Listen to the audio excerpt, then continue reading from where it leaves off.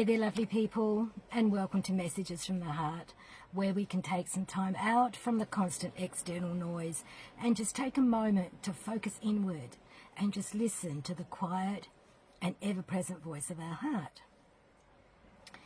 So for the past few days, my heart has been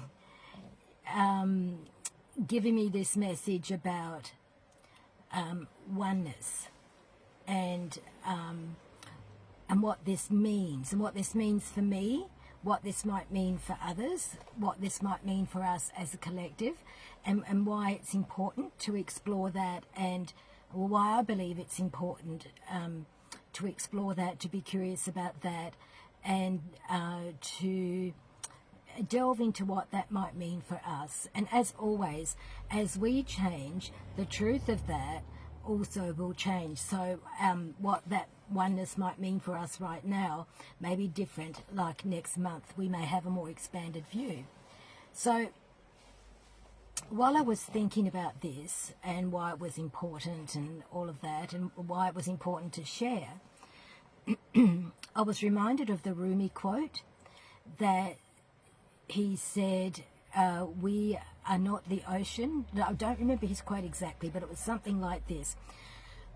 We are not the ocean, but we are a drop in the ocean. And the ocean is in the drop.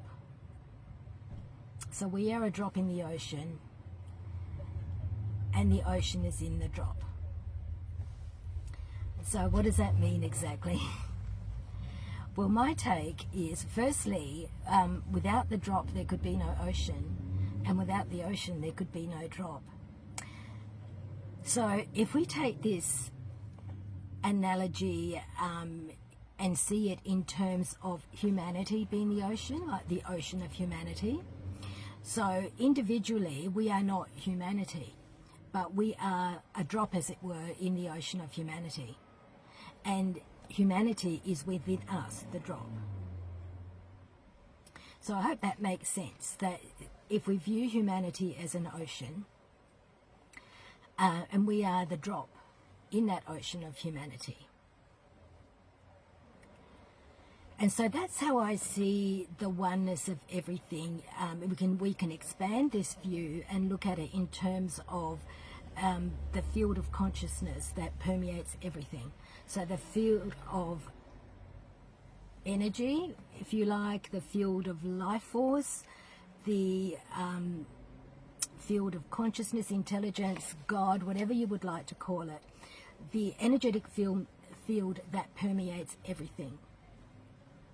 So we can see that in terms of an ocean, because I think as humans we need to have some kind of visual concept so that we can wrap our heads around the meanings and what it might mean for us. So if we think about the expanded view of the field of consciousness as being this huge ocean, and we are a drop in this ocean of the field of consciousness which permeates everything. So let's just take a moment to soak that in. So if we can imagine in some way the vastness of what that might mean for us, the field of consciousness that permeates everything. So that might mean for you the field of love that permeates everything, the field that gives everything life, whatever that means for you. And imagine that on the vastest scale that you possibly could, going through space, through the universe. So the field of consciousness being like an ocean of consciousness, and we are a drop within that field of consciousness, within that ocean of consciousness. So perhaps we take a moment to think, what does that mean for us? How does that resonate with us? What does that conjure up within us? What questions does that conjure up within us? What questions might arise from that? What curiosities might arise from that? And the reason I believe it's important that we think about this and that we have some kind of curiosity about this and ask questions in relation to how does that resonate with us, what does that mean for us? Because for me, I'll just give you my take, and your take will probably be different, but whatever it is whatever your take and understanding is at this moment in time. So for me, it is, I feel that as a drop in this ocean of consciousness, like there would be no consciousness without me and all of us. And there would be no me without the consciousness. This is what I believe. Or this field, whatever that you want to call it. So, that being said, we are interrelated and entangled in every way. We are also dependent, I believe. That's just my belief. I haven't really thought that one through very much. That's just come to me right now. But we are dependent on each other. And we are dependent in a cooperative way, not a competitive way. So how well we cooperate within ourselves and with each other determines the wellness and I don't know what the word is, the wellness of this ocean of consciousness. Can't think of another word for wellness. How well it operates and how well it survives even is, I think we're down to that right now, is our survival as a planet, really. There's a lot of indicators that are pushing us towards looking at this, the survival of our planet, the survival of us on this planet. We just need to look at world events currently and recently. So I believe that I'll talk about me. I have a responsibility as being a drop in this ocean of consciousness to be the best that I can be, to grow and evolve the best that I can, the most that I can in the best way that I can, and through that to contribute as best I can to the rest of the ocean, to all the other drops in the ocean of consciousness. Because if I don't do that, and again this is my view, if I don't do that, because I am part of the ocean, whatever I do or don't do is going to affect the quality. That's what I meant to say before. We determine the quality of this field of consciousness. So whatever I do or don't do, I believe will determine the quality of this field of consciousness, of which we are all a part, of which we are all drops within this field of consciousness. So therein, I believe, lies the responsibility. How well am I? And this is not to put undue pressure on myself. This is also to acknowledge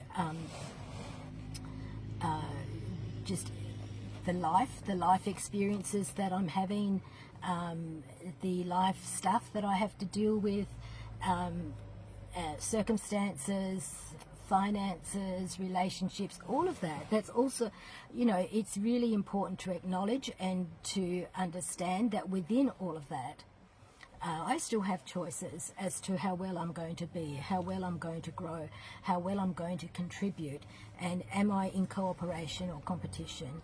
Am I in love or fear?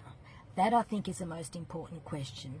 Are we living in love or are we living in fear? So how do we know that? Well, for me,